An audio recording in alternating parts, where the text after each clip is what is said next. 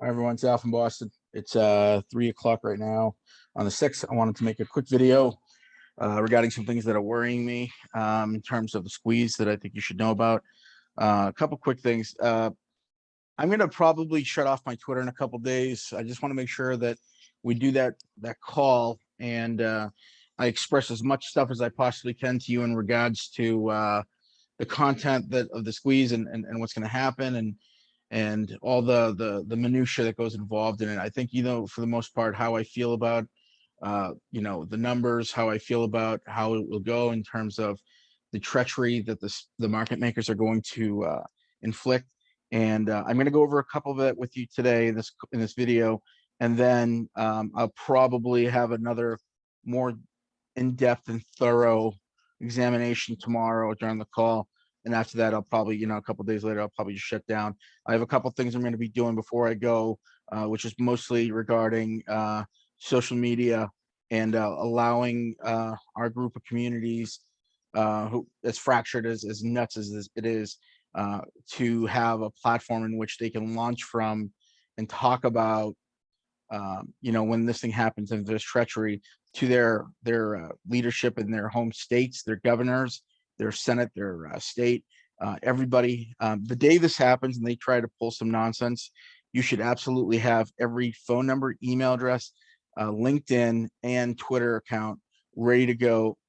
And because when I feel like there's going to be treachery now, because I'm starting to see the writings on the walls and I'm starting to see the posturing, and that tells me that there is going to definitely be something going on. Just this morning, seeing that article with Ken Griffin keeping everyone's money should indicate that they are desperate right now and the squeeze is imminent. I don't have a time or a date for you, but it's pretty obvious that this is going to happen. Additionally, China is bailing out Evergrande, but they're not bailing out American investors. Okay, so that's the first thing. Let me start in order, and we'll just kick it off from here. Limit orders exceeding current price and getting an error message. Okay, this is when you put in a limit order. Let's say you're selling it and it goes, and you want to set a limit at 50,000, right? Where so when the price hits 50,000, the alarm goes off, and then boom, this you got a sale inside the machine, the terminal. It doesn't get filled. It just keeps going, right? And it goes to 150, 160, and then it gets cashed. That is basically an error message. It's saying, or let's say you try to cancel it and you get an error message. That is their way of making money off of you. So if you have 10,000 shares of AMC and it goes to 150,000 and you have a sell limit at 100,000, you're getting, or they're making $50,000 off of each one of your 10,000 shares. So that's why I always tell people, don't put any orders in. It also creates downward pressure. And I think that's just a smart, common sense way of doing it. Don't ever put a sell limit in. Don't ever put anything in the computer, because they could turn around and I mean, I'm telling you right now, kids, if you put something in the computer and you hit send order, or it's parked somewhere for an order to hit, you have no idea what these people are capable of. They could see those orders and fill them at a much lower price. Who knows what they're going to do? They could cite systemic risk being the issue. I want you to remember that. And I also want you to remember there are 52 ETFs out there that have 32 million shares of AMC. The largest allocation going to sci-fi. It's like sci-fi or sci-fi or whatever the fuck. Doesn't matter. And Russell's got the most, I think, also a pretty substantial amount. I don't know what these guys are going to do with their shares. I don't know if they're going to ride us to the moon, or if they're going to pop smoke. If they're going to leave, they're going to try to dump all these shares on us. If they're going to park their shares with the market maker trying to bulk sell drop. Remember that. It's where they consolidate all the paper hands and all the different people selling, and when it reaches a certain number, they drop it all at once, and then it's like catching the falling knife, the proverbial knife. And when that does happen, and it will happen multiple times, especially in the $100 to the $1,000 range, which is their death spiral, don't freak out, don't panic, don't do anything. Just let it rise back up, and it will rise back up. But we want them to expend everything. We want the natural, the pressure it creates from being squeezed to go back, bring the stock back up. And eventually what's going to happen is once we reach a certain number, Citadel's already being dealt with by the DTC. There are no more hedge funds. It's just us, and that's it, the smooth sailing.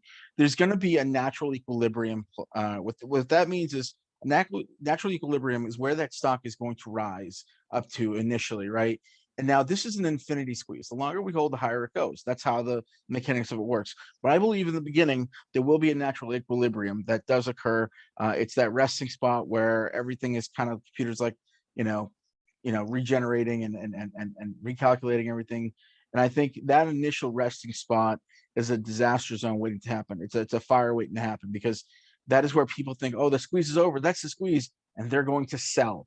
Don't sell there. That's where, just so the stock rests until the computer recalibrates and goes on to the next level of the next level of pricing. So don't do that. All right. So Lou had mentioned reverse dilution of stock. This is a real thing. I don't know what it is right now, but I want to just go over this with you. You guys are kind of threw Lou under the bus about this, because this is actually a true thing. This actually is a real thing. I called one of my professors. He says this is a very rare thing, and the only people that employ it is, guess who? Hedge funds. As soon as I said to him, reverse dilution, he's like, "Are you messing around with hedge funds?" And I was like, "Yeah, kind of." He's like, "Well, that's just something that they do. It's very rare."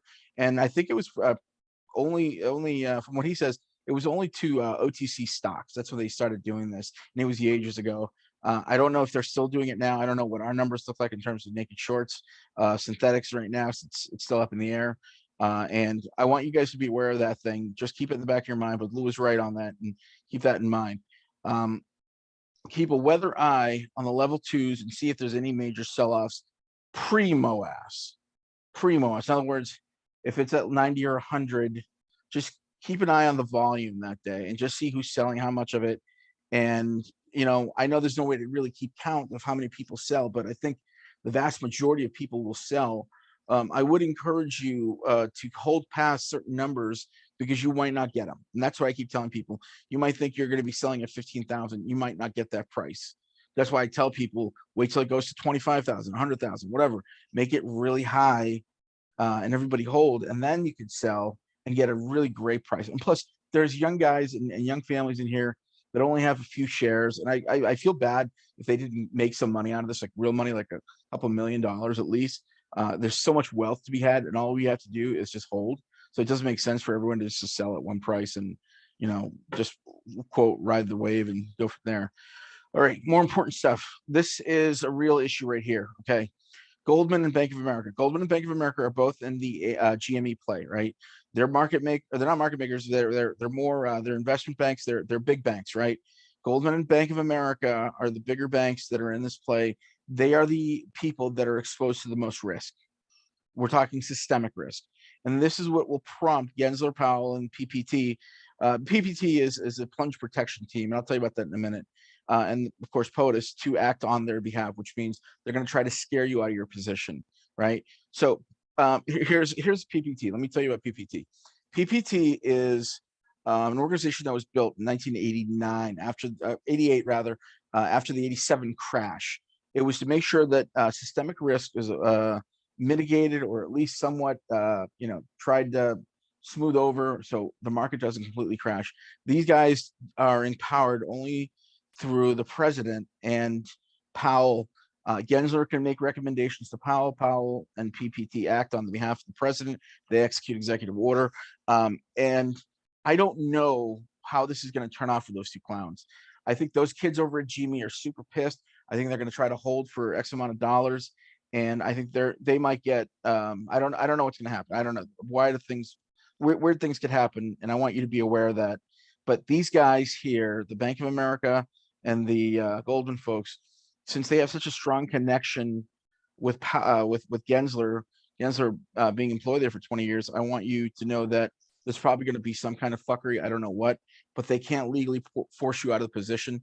I don't know how they would do it. I mean, they could give us all a number where it's like, okay, everybody gets $5,000 for a share for this, and that's it, and that's systemic risk mitigated. I don't know if they're going to do that. They might do that, but I want you to be aware of that. All right, it could happen.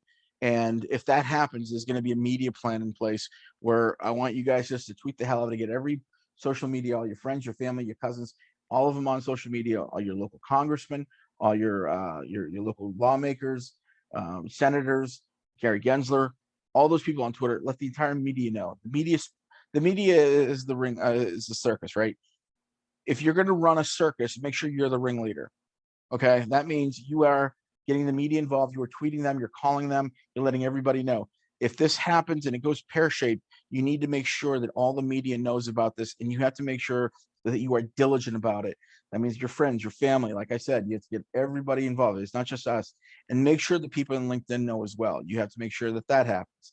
But if Gary Gensler and Powell get together and they start doing some fuckery, just make sure that you're aware of what's happening. Be in the know. Be connected to the community. Be connected to the internet in terms of breaking news and Bloomberg and whatever else. By that time, there'll be so much media and eyeballs on this thing that we'll be able to get enough coverage, if you will, if they try to screw us over like they did in January. Additionally, watch out for 2-day trading halts. That is a possibility as well. They can go all the way up to 30 days, and I think some cases 45 days. That's going to be their biggest brush off period. They're going to try to weasel it out of their obligations by halting trading for 30, 45 days. Don't do it. Don't leave. I mean, if you waited this long, 30 days is nothing. And that's just them trying to catch their breath, getting liquidity through other plays. I don't even care how they get their liquidity at this point. I just want to make sure that we squeeze and we get our money's worth.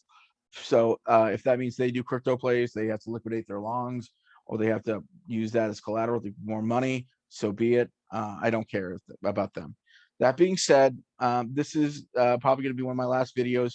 I hope you enjoyed it. If you found value in it, let people know about it. And that's all I have for you.